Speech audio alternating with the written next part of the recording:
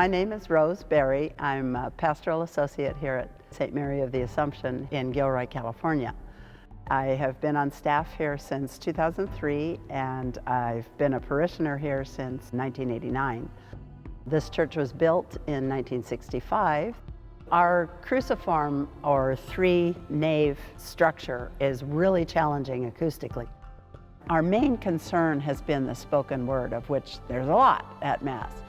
Sadly, although there are some documents on music in the church, there's not much about the technology of acoustics, so every pastor is left on his own to figure out acoustics in his church.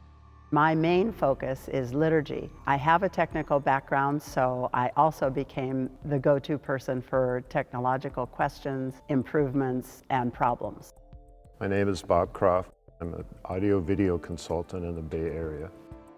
It's a pretty room, but acoustically it does present some challenges. There have been several sound systems through the years. I think we're on our fourth or fifth speaker system. Our first speakers were in the light fixtures, making the sound come down on people's heads. The next system was great big speakers at the foot of each nave, which projected to the people, but didn't project it very well.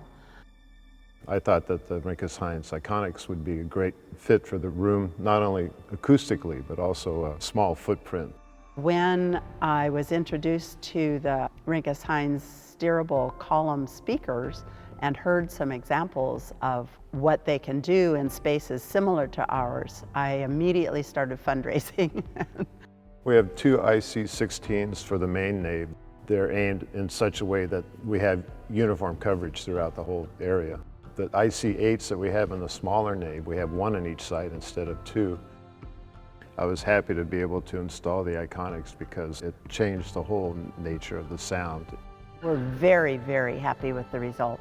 When I stand in the back and listen to a reader or a speaker, I couldn't be more delighted. It's so clear. Renkus-Heinz has really solved one of our major technological problems, for which I'm very grateful.